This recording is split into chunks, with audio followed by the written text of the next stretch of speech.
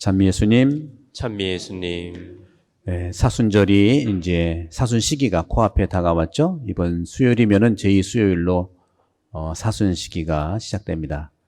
사순 시기는 서두에 말씀드린 것처럼 내가 어두운 곳, 내가 아픈 곳, 또 내가 부서진 곳, 또 내가 약하고 병든 곳, 또 그것들이 죄라고 볼 수 있겠죠?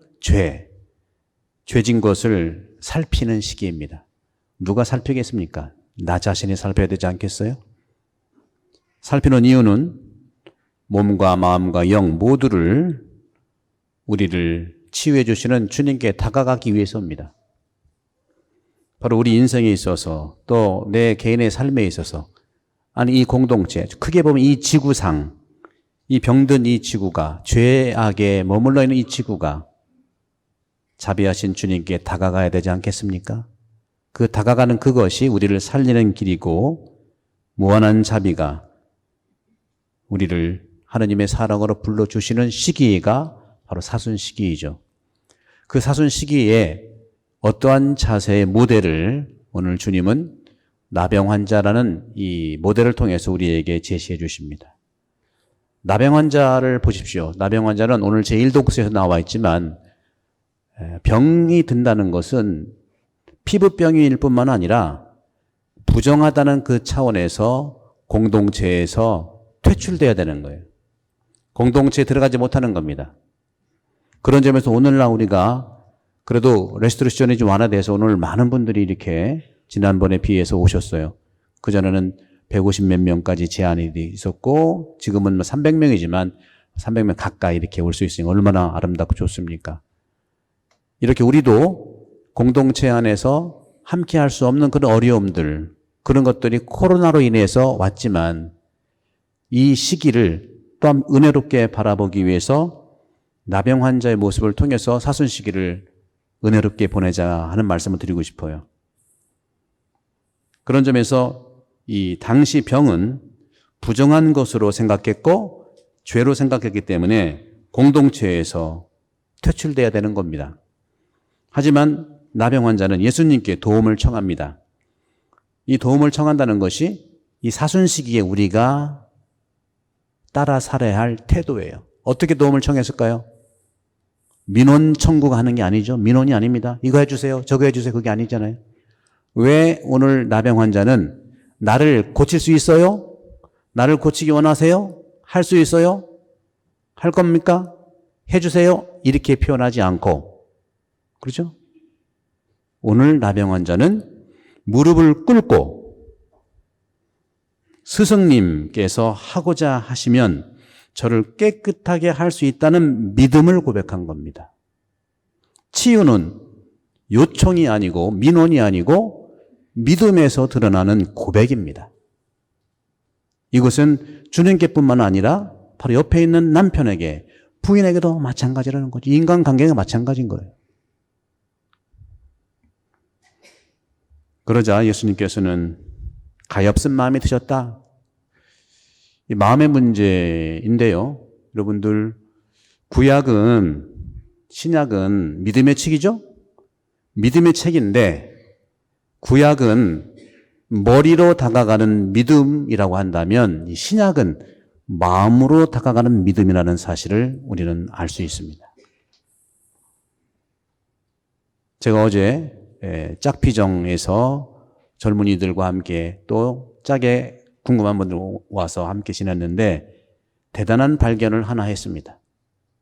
남자와 여자는 다른데 어떻게 다르냐?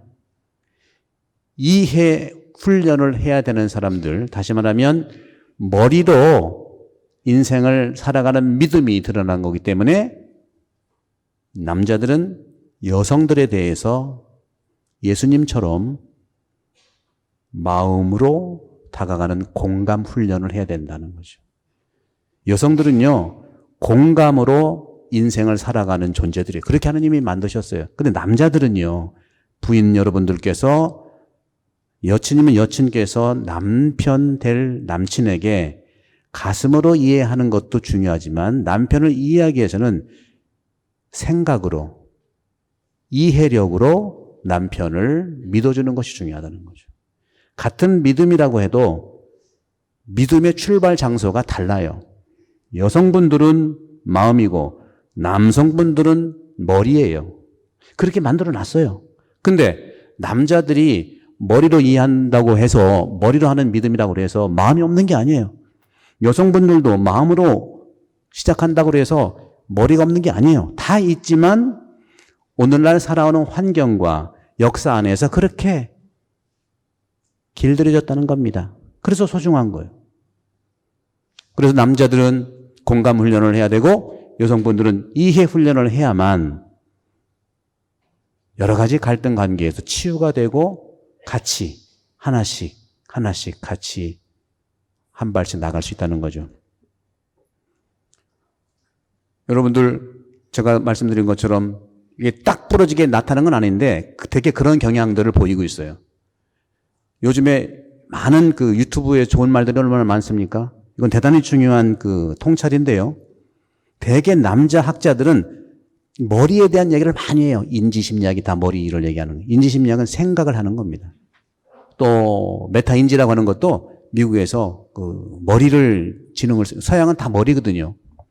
근데 여성분들은요, 여성 정신과 의학자라든가 여성 심리학자들은 대부분의 마음에서 얘기하는 것들을 많이 얘기합니다. 생긴 대로 추구하게 되어 있는 것이죠.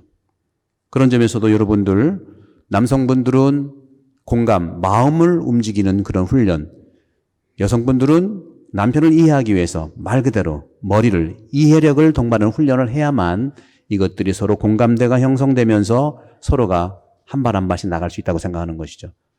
남자들은 그렇게 삶을 살아가는 데 있어서 현실적으로 살아가게 되어 있고요. 여성분들은 생명을 품어야 되기 때문에 마음을 다해서 살아가는 것이 하느님이 주신 우리에게 가치이고 선물입니다. 오늘 나병 환자는 믿음으로, 마음으로 고백을 했고 예수님도 마음으로 받아들여서 그대로 네가 원하니까 내가 하겠다. 이 말은 뭡니까? 예수님도 마찬가지예요. 내가 하고자 하니 깨끗하게 되어라. 상대방이 한 말은 그대로 쓰는 거예요. 그것은 뭐겠습니까? 당신이 원하니까 하겠다 그거예요. 그리고서 예수님께서는 마음으로 공감으로 치유를 해주신 다음에 모세가 정한 명령대로 그리고 누구에게든 아무 말도 하지 않도록 조심해라. 이것은 뭡니까? 머리로 얘기하는 거, 머리로. 제발 좀 이것은 중요한 거니까 딴 데 가서 얘기하지 말고 정한 법에 경한 모세율법이잖아요. 율법에 정한 대로 사자한테는 얘기해라. 이것까지는 해야 된다. 이것은 뭐예요? 믿음도 생각으로 가는 믿음이고 치유는 마음으로 하는 믿음으로 된 거예요. 근데 이 나병 환자가 어떻게 됐습니까? 오늘 보세요. 그는 떠나가서 이야기를 널리 알리고 퍼뜨리기 시작하였다. 오늘 한번 실험 좀 해볼까요? 오늘 복음에서 예수님이 여러분이 나병 환자인데 치유를 지금 해줬어. 그럼 예수님이 사제한테 가서 보여주고 예물을 바치고 그 다음에 알리지 말라고 그랬어. 아무한테 알리지 말라고 그랬어요.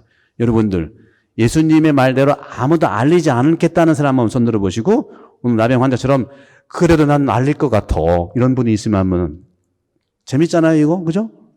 저는 예측이 좀 가능하긴 한데 한번 확인해 보려고 그래요. 오늘 나병 환자처럼 다 알리고 싶다. 알릴 것이다. 생각하지 한번 손 들어보세요. 손 괜찮아요. 뻗쩍 들어보세요. 네, 그럴 줄 알았어. 다음에 예수님의 말씀대로 안 알릴 거다. 손 들어보세요. 안 알릴 거다? 그래도 조금 적네요. 저는 남자들은 다 손을 들 걸로 알았고 여성분들은 손을 다 안 들 걸로 알았는데 여러분 다 남자 여자가 바뀌었어. 이해를 해야 되는 거예요. 남성에 대한 이해와 나의 여성에 대한 이해는 바로 인간에 대한 이해예요. 없는 것이 아니라 그렇게 썼다는 것이죠. 이거 굉장히 중요한 가치예요, 여러분들.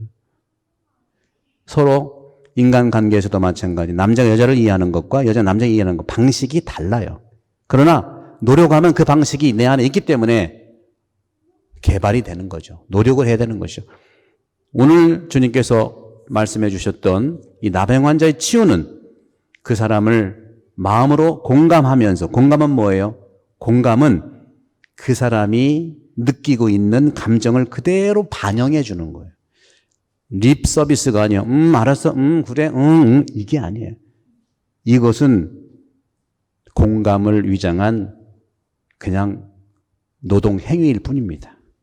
입 열려서 하는 거. 그래도 뭐 낫긴 해. 전혀 안 되는 것보다 낫긴 한데, 진정한 공감은 상대방이 느끼는 감정을 그대로 반영해주고 상대방의 감정에 이입되는 것이 공감입니다.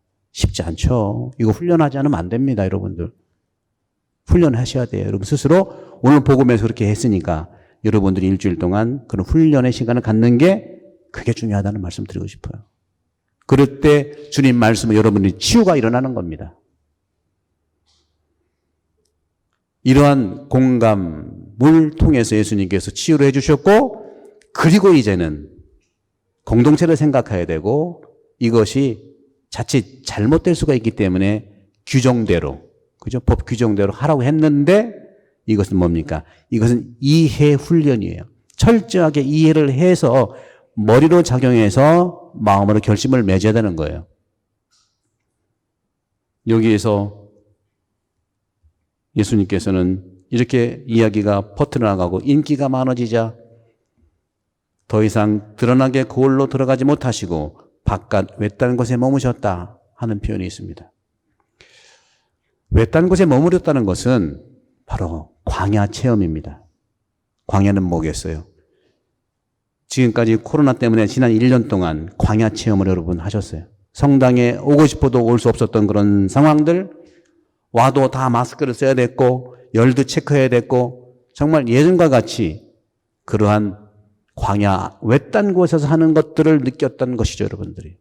그런데 이 광야 체험이라고 하는 것의 가장 중요한 것은 뭐냐? 고독을 체험하는 건데, 여러분, 외로움과 고독은 다르다고 그랬죠? 외로움은 말 그대로 코로나 때문에 성당에 못 오거나 사람들을 안 만나는 그 외로움 자체, 관계의 단절이 외로움이라면, 고독은 기도하는 시간입니다. 고독은 하느님과 관계를 맺는 시기입니다. 그렇기 때문에 이 고요한 이 시기에 하느님과 관계를 맺고 나를 바라보고 나의 어두운 곳이 어디 있는지, 내가 힘든 곳이 어디 있는지를 내가 찾으면서 주님께 한 발 한 발 다가가는 기도를 통해서 사람과의 관계가 더 풍요로워진다는 겁니다. 고독이 없이 인간관계 없습니다. 만나기만 하는 사람 진짜 친구 없어요. 전화번호 보세요. 수첩에 전화번호 얼마나 가득합니까? 300명, 200명 있어요. 근데 누구 하나 전화해서 얘기할 사람이 있습니까? 그것은 외로움 자체를 전화기로 채우는 거예요. 고독한 삶을 선택하십시오. 고독한 거라고 한다는 것은 기도하고 참으로 나에게 필요한 것이 무엇인지를 내가 알아내면서 나를 이해한 것처럼, 나를 공감한 것처럼 상대방을 이해하고 상대방을 공감하는 그 명약, 보약이라고 영성가들은 줄곧 얘기했습니다. 고요한 시간을 갖는 것, 기도 시간을 갖는 것. 지금 저는 이 코로나 이 시기가 고독이라고 하는 보약을 먹는 시기라고 저는 믿어요. 각자가 그런 보약을 먹은 다음에 어떻게 할 거냐? 보약을 먹은 다음에는요, 어떻게 할 거예요? 더 내가 든든해졌기 때문에 오늘 마지막 주님께서 하신 이 말씀이 또 우리의 보약을 먹은 사람들의 삶의 가치입니다. 그래도 사람들은 사방에서 그분께, 예수님이죠? 예수님께 모여들었다. 고독의 명약을 드신 분들, 아무리 사람들이 몰려와도 지치지 않습니다. 그것은 바로 사랑의 행위, 까리타스, 체리티이기 때문에 가능한 거예요. 그렇기 때문에 이웃사랑이 기도라고 영성가들은 얘기하죠. 고독이 빠진 활동으로만의 까리타스가 기도라는 것이 아니라 고독을 통해서 그 기도의 가치를 느낀 사람이 한 사람 한 사람에게 다가가서 관계를 맺는 까리타스. 나의 도움이 필요한 사람에게 나의 도움을 전달하는 카리타스, 처리티, 이것이 기도라는 겁니다. 활동이 기도는 아니에요. 그러나 고독 속에서 주님과 만남을 이제는 세상 사람들과의 만남으로 이어지는 것이 기도예요. 그런 점에서 오늘 주님께서는 이 치료약을 우리에게 주시고 있는 것이고, 고독으로부터 예수님께서는 벗어나서 온 팔레스티나 전역을 달리고 또 달렸지 않습니까? 그래서 어떻게 했습니까? 사람들 사이에 당신의 희망을 새롭게 전달해 주어서 모두가 치료가 되는 거예요. 치유와 치료는 내 안에 움직이는 예수님의 말씀과 내 말씀이 움직여서 상대방에 다가가는 사랑이라고 생각하는 것이죠. 사순 시기가 곧 시작됩니다. 오늘 나병 환자의 이러한 삶의 태도를 통해서 예수님과의 만남을 이번 수요일, 제2수요일, 제를 바르면서 시작합니다. 사순 시기는 말씀드렸듯이 참회의 시기이고 회개의 시기인데, 바로 그것은 나병 환자가 깨끗하게 된다는 정화를 요구한 것처럼, 믿음으로 요청한 것처럼 정화의 시기이고 정화를 준비하는 겁니다. 그럼 왜 정화를 할까요? 예수님을 만나기 위해서고, 또 예수님을 왜 만날까요? 예수님처럼 우리가 세상을 위해서 순환하고 죽고 부활하기 위한 거룩한 시기입니다. 이 거룩한 시기에 여러분들 이제 사순 시기를 준비하면서 그동안 우리가 살았던 여러 가지 불안증, 우울증, 이런 건 병이 아니에요. 바로 내가 나를 치료할 수 있는 그러한 은혜를 받는 시기이죠. 말씀으로 내 안에 품어서 나를 부정적으로 생각하지 말고 나를 칭찬하고 나를 공감하고 나를 이해하는 첫 번째 이해와 공감의 대상은 나 스스로라는 거. 내가 나를 공감하고 내가 나를 이해할 때 우리는 어떤 어려움도 버틸 수 있고 그 버티는 힘으로 이웃도 도와줄 수가 있는 겁니다. 이것이 오늘 주님께서 나병 환자에게 치유해 주신 것이고, 나병 환자는 공감으로는 치유받았지만 이 훈련은 더 필요했습니다. 여러분 각자 어떤 훈련이 필요한지를 오늘 나 자신을 생각해 봅시다.